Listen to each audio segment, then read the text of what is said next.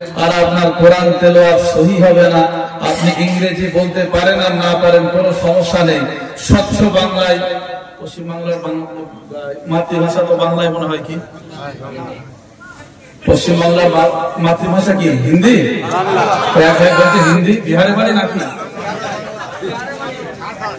আর ভারতবর্ষের রাষ্ট্রীয় ভাষা হিন্দি নয়, এটা ভুল কথা।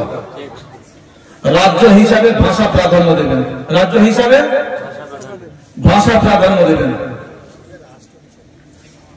তো হ্যাঁ ভাই, কি হলো? How can help you?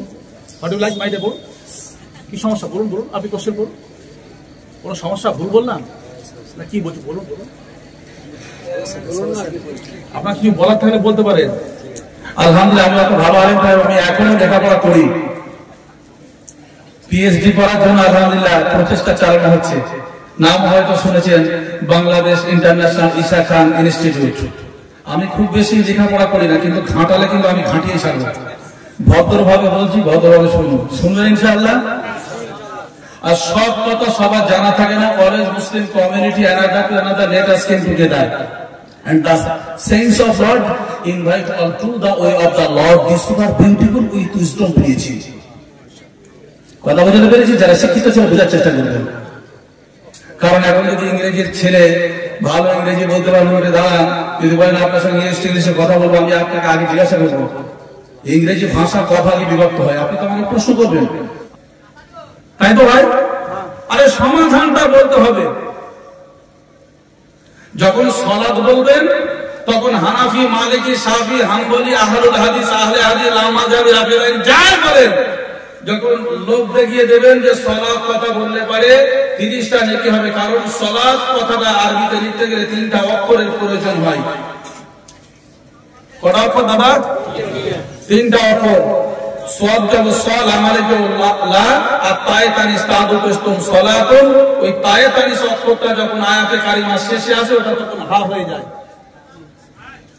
ওটা তখন হায়ে হাওয়াজ হয়ে যায়।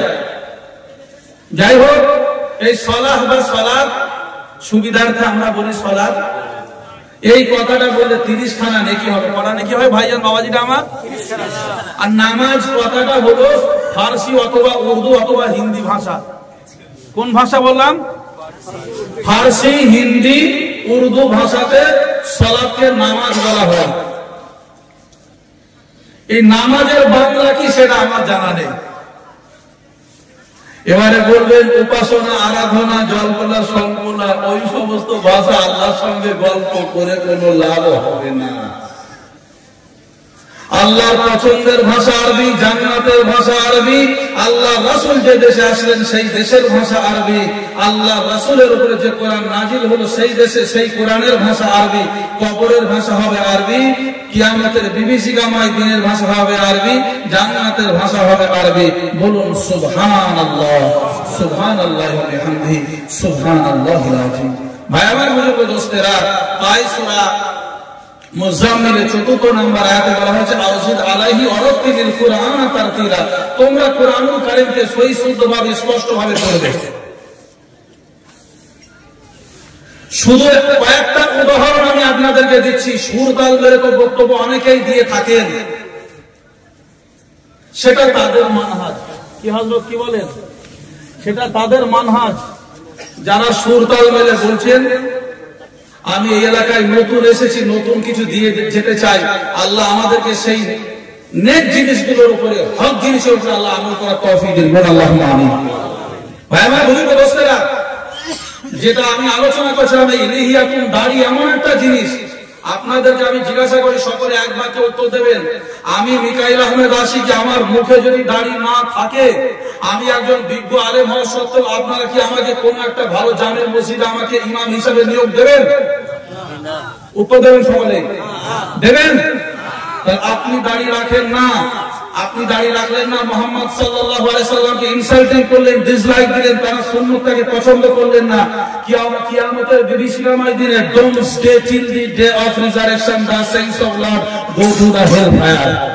আল্লাহ আপনাকে জাহান্নামবাসী বলে সেদিন ঘোষণা করবেন। আপনাকে কোন শায়েখ বাঁচাবে? মিকাইল আহমেদ আশিকও তো বলবেন নাফসি নাফসি নাফসি নাফসি। আমি তো আবার নিজে নিয়েই ব্যস্ত থাকবো। যে সমস্ত মানুষদের আমলনামা বাম হাতে আসবে, ওই সমস্ত মানুষেরা দুঃখ করে বেদনা নিয়ে বলবে, ইয়া লাইতানি কুনতু তুরাবা, আহারে আজকে আমি যদি মাটি হয়ে যেতাম। তুরাব শব্দের অর্থ মাটি বোঝানো হয়েছে। বন্ধু, আপনাকে কে বাঁচাবে? ওয়ালা তাজিরু ওয়াজিরাতুন বিজরা উখরা, তোমার নিজের কর্মের ফল তোমাকে জিজ্ঞাসা করা হবে। ফামান ইয়ামাল মিসকালা যাররাতিন খায়রান ইয়ারা, আমা ইয়ামাল মিসকালা যাররাতিন শাররান ইয়ারা। কতটা নেকি, কতটা পাপ তুমি করেছো, সব আল্লাহর কাছে তোমাকে দেখানো হবে। তোমার কাছে তোমার সমস্ত খাতা খুলে দেওয়া হবে। তুমি অস্বীকার করতে পারবে না। তুমি বাড়িতে যেমন সিসিটিভি ফুটেজ লাগাচ্ছ, তোমার কিরামান কাতিবিন তোমার ডানে বামে দুই কাঁধে আল্লাহ ক্যামেরা লাগিয়ে দিয়েছে। বন্ধু, হাক্কা তুকাতিহি, আল্লাহকে ভয় করার মতো করতে হবে। কথা বলো ঠিক না বেঠিক? আপনি যে হারে আছেন, যেখানে আছেন, আপনি মনে করুন